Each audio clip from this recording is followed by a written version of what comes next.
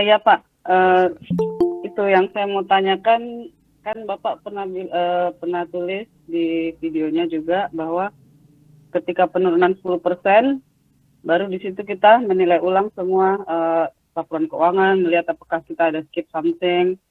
Terus kalau tidak ada apa-apa ya sudah kita lanjut saja. Tapi kalau penurunan sudah 20%, di situ baru kita biasanya ada apa-apa yang terjadi. Nah, yang saya mau tanyakan, kenapa kok harus 10% baru kita mereview ulang?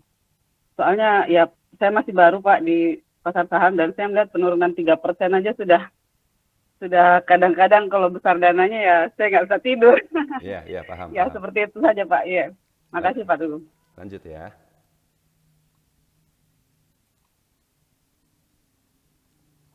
Pertama-tama, Ibu Dian, ya, dan juga teman-teman yang lain. Ibu Dian tadi sendiri juga sudah menyebutkan bahwa saya masih pemula, ya. Dan yang kedua adalah kalau misalnya saya beli saham, lalu barang turun 3% aja, itu udah panik, ya, udah bingung, udah stres, udah nggak bisa tidur. Karena belinya banyak. Nah, kalau begitu bagaimana Ibu Dian? Ya jangan beli banyak-banyak dulu. Sebenarnya saya udah sering ngomong ini di mana-mana. Jadi gini, jangan expect bahwa kita itu begitu mulai investasi saham akan langsung untung. Langsung untung seperti mereka-mereka yang sudah pengalaman, yang sudah hebat-hebat itu. Kalau pemula seperti itu ya ngapain kita belajar dong, ya.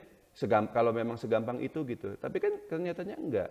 Ada waktu beberapa tahun dan saya juga sudah sering menceritakan bahwa saya sendiri butuh waktu sekitar 7 tahun sampai akhirnya saya sendiri merasa cukup mantap sebagai investor di pasar modal.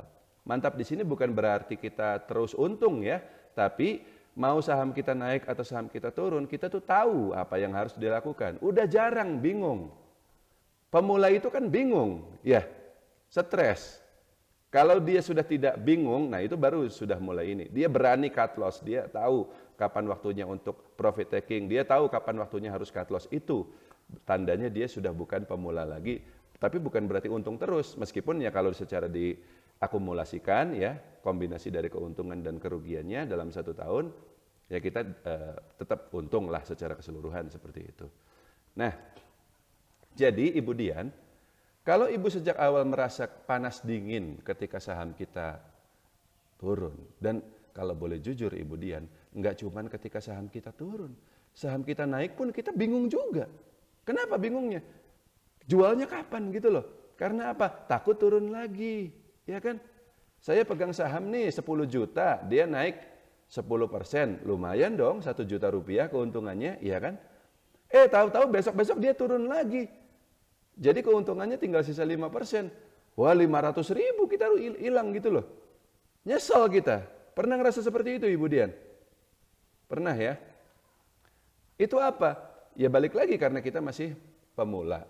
Jadi sebenarnya nggak hanya pas turun, pas naik pun kita suka bingung. Solusinya bagaimana? Satu, jangan langsung expect bahwa kita akan untung. Ingat, ini kita masih tahap sekolah dalam tanda kutip. Dan yang kedua, pakai dana kecil dulu. Seberapa kecil? Yang kalau dia mau naik atau turun, kita tetap bisa tidur nyenyak. Itu aja. Gede atau kecil itu kan relatif Ibu Dian. Mungkin Ya ya, betul Pak. kalau untuk anaknya pejabat nih, orang kaya gitu ya, wah saya beli 1 miliar nggak apa-apa lah, nggak masalah gitu.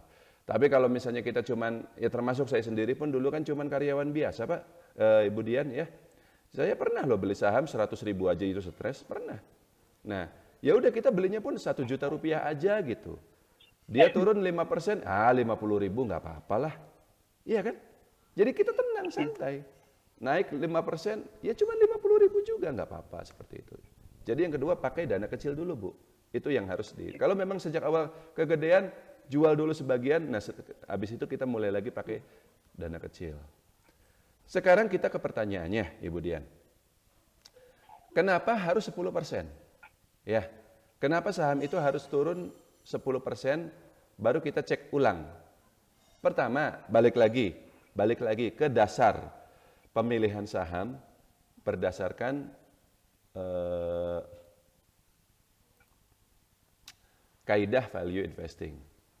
Nomor satu, saham itu harus memiliki kinerja fundamental yang bagus, ya.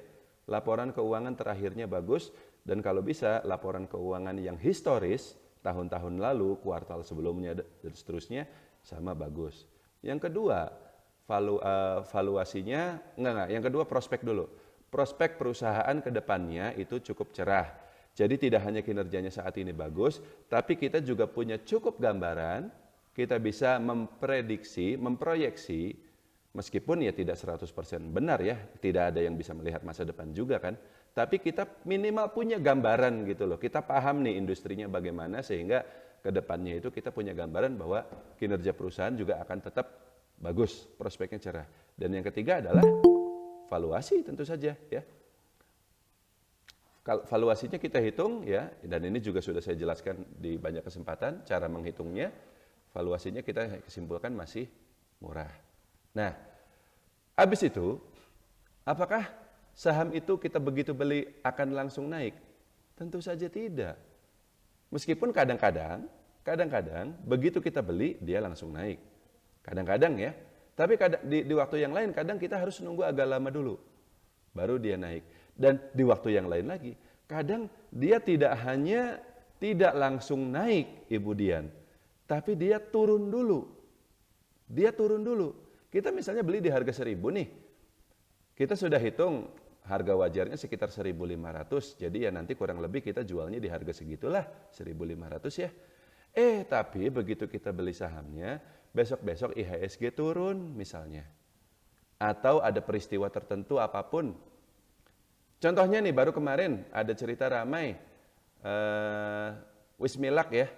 Wismilak itu sahamnya naik. Lalu ada berita bahwa kantornya yang di Surabaya di Jawa Timur itu disita sama polisi. Ibu Dian sudah dengar beritanya? Sudah ya? Sudah Pak, iya sempat baca. Sahamnya jeblok kan? Iya. Nah, itu kan kalau kita masih pemula pasti panik itu, pasti panik. Ini kenapa ini perusahaan apa kita harus cut loss atau bagaimana seperti itu. Tapi itu adalah sesuatu yang bisa terjadi pada saham apapun. Tidak hanya Wismilak seperti itu. Nah, jadi berdasarkan pengalaman Ibu Dian. Nah, ini balik lagi nih jadi ke pertanyaannya Pak Ivan tadi. Banyak loh hal-hal yang saya pelajari selama ini di pasar modal itu bukan berdasarkan saya baca-baca, tapi pengalaman sendiri gitu. Ketika saham turun hanya 5%, 7% ya, itu tuh fluktuasi yang normal. Sering saham tuh turun sendiri seperti itu, bahkan ketika IHSG-nya nggak turun ya. Karena apa? Begini, tadi kan saya bilang, kita beli saham itu pada valuasi murah. Nah, valuasi murah itu kan angka yang sangat subjektif Ibu Dian. Kita bilang harga saham A di harga 1.000 itu udah murah. Mungkin investor yang lain bilang bahwa saham A pada harga 1.000 tersebut masih agak mahal. Tunggu dululah di harga 900 dulu seperti itu. Makanya ada juga saya membahas soal strategi average up atau average down. Apa itu average down? Kita beli saham di harga 1.000, dia turun di harga 900, kita beli lagi gitu loh. Kalau pada saat itu kita cukup masih yakin bahwa ini perusahaan masih nggak ada masalah, valuasinya juga masih murah dan seterusnya. Tapi berdasarkan pengalaman sekali lagi Ibu Dian, kalau kita sudah cukup ahli, kan balik lagi ya, untuk menentukan 3 hal tadi juga tidak gampang loh. Itu perlu pengalaman, itu juga perlu jam terbang. Menentukan bahwa perusahaan ini bagus fundamentalnya, prospeknya cerah, valuasi sahamnya masih murah. Bukan tidak gampang sih, sebenarnya hitung-hitungannya sederhana. Tapi kan untuk ahlinya itu kita perlu pengalaman gitu loh. Untuk nggak bisa sebulan 2 bulan langsung paham. Perlu waktu setidaknya setahun 2 tahun seperti itu. Nah, anggap kita sudah cukup paham, sudah cukup ahli ya menentukan 3 hal tersebut. Ya tapi tetap saja saham itu kadang bisa turun sendiri. Tapi beda ceritanya kalau penurunannya lebih dari 10%. Nah, itu biasanya ada something. Something di sini tuh begini. Jadi entah itu kita hitung valuasi sahamnya, ya kita belum cukup ahli lah. kita pikir PBV 0,7 itu udah murah, tapi sebenarnya pas saya tanya lagi sama Pak Teguh, wah sebenarnya harga segini masih mahal gitu kan. Iya kan? Banyak loh saya sering mendapatkan pertanyaan seperti ini gitu.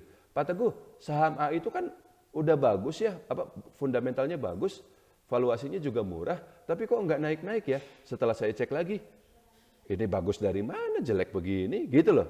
Ya, ini valuasinya juga masih mahal. Nah jadi perlu tanya sama orang yang Anda anggap lebih paham, ya, lebih pengalaman seperti itu. Jadi kalau misalnya dia turunnya lebih dari 10%, ada kemungkinan di situ, kemungkinan kita salah hitung, atau kemungkinan kita salah menilai bahwa ini kita pikir bagus tapi ternyata kinerjanya jelek. Itu kemungkinan pertama ya, kita salah analisa, kurang tepat dalam menganalisa. Kemungkinan kedua, ada peristiwa seperti yang tadi saya ceritakan Wismilak itu. Ada cerita bahwa dia turun itu nggak sekonyong-konyong, tapi ada penyebabnya gitu loh, ada pemicunya. Berita yang kemudian, nah kalau ada berita peristiwa seperti itu, kan dari perusahaan pasti merilis yang disebut dengan keterbukaan informasi. Nah itu kita baca, kita analisa ulang. Kalau ada peristiwa seperti itu, pasti sahamnya turunnya juga lebih dari 10%. Gitu, pasti. Mungkin bisa sampai 20%, bahkan 25%. Nah itu kita pelajari dulu. Kalau memang kita kesimpulannya adalah nggak ada masalah apa-apa, ini peristiwa nggak penting, tidak berpengaruh terhadap operasional perusahaan, bolehlah kita tetap hold sahamnya. Tapi kan ada juga peristiwa yang kemudian sifatnya material, yang berpengaruh terhadap kelangsungan perusahaan. Contohnya apa? Bapak Ibu sekalian, saya sudah lama give up, saya sudah lama tidak melirik lagi saham-saham BUMN konstruksi. Ya, Waskita, Adikarya. Dulu terakhir saya pegang Adikarya dan sudah cut loss ya, dan sudah nggak pegang-pegang lagi sampai sekarang. Karena apa? Karena masalah utang. Dia punya utang gede banget, nggak bisa bayar ya. Lalu ada cerita dia nggak bayar juga vendornya. Yang nggak bisa bayar yang PKPU itu kan utang ke bank ya, utang ke pemegang obligasi, itu belum termasuk dia utang ke subkontraktor. Macet di mana-mana, nggak tahu duitnya kemana gitu loh. Jadi mereka bikin project, dibantu sama orang-orang tapi nggak dibayar. Nah itu kan masalah yang serius ya. Itu nggak mungkin bisa selesai dalam waktu singkat, mana perusahaannya juga rugi gede gitu. Sehingga meskipun valuasi sahamnya murah, tapi saya putuskan untuk keluar dulu lah. Dan ternyata itu keputusan yang tepat. Saham Waskita sampai sekarang masih disuspend. Dan saham-saham yang lain juga sama, turun juga seperti itu. Tapi balik lagi Ibu Dian, ya, kalau dia hanya naik atau turun tapi kurang dari 10%, biasanya itu saya menyebutnya fluktuasi pasar yang normal. Analoginya seperti pasang surut air laut. Air laut naik barang 1 meter, 2 meter ketika pasang ya, normal dong.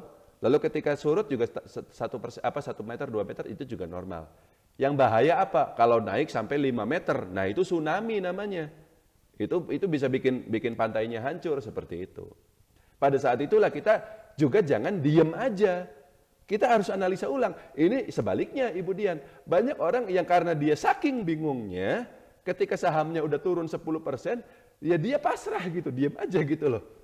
Udahlah, berdoa aja lah semoga nanti balik modal lagi gitu.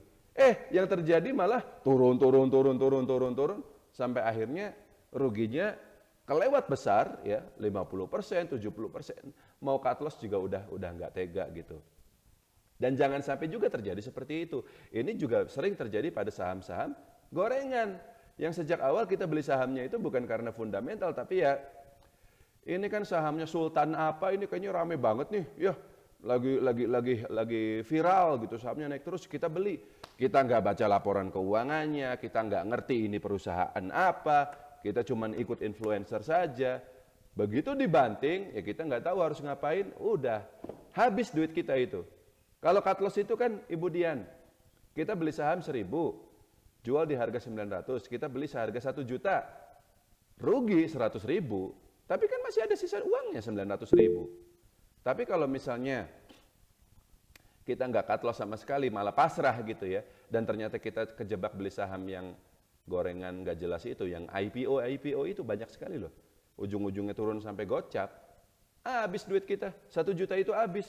nggak ada sisanya. Jangan sampai kita mengalami seperti itu. Nah, kesimpulannya, kalau saham naik turun kurang dari 1%, kurang dari 10% dari harga beli kita, it's okay, biarin aja. Tentunya dengan asumsi kita sebelumnya beli saham tersebut berdasarkan analisa yang hati-hati, ya. Fundamentalnya bagus, prospeknya cerah, valuasi murah, ya. Yang kedua, kalau dia turun lebih dari 10%, baru kita cek ulang. Apa sih? Apakah jangan-jangan kita salah ngitung? Kalau ternyata kesimpulannya nggak ada masalah apa-apa, ya, hold. Tapi kalau misalnya ternyata, wah ini saya salah ini, sebenarnya ini masih mahal. Jangan tunda-tunda lagi Ibu Dian, segera cut loss. Pengalaman paling susah adalah mengakui kesalahan di pasar modal. Pelajaran paling susah ya. Tapi kalau Anda bisa melakukan itu gitu ya, kalau Anda sadar bahwa ini salah dan Anda mengaku gitu. Mengaku tuh ya Anda nggak usah ngaku ke orang lain, Anda ngaku ke diri Anda sendiri bahwa ini salah lalu Anda cut loss gitu. Kalau Anda bisa melakukan itu gitu, nah baru di situ Anda sudah naik level menjadi investor yang lebih baik. Cukup Ibu Dian? Cukup Pak, terima kasih banyak. Lanjut ya.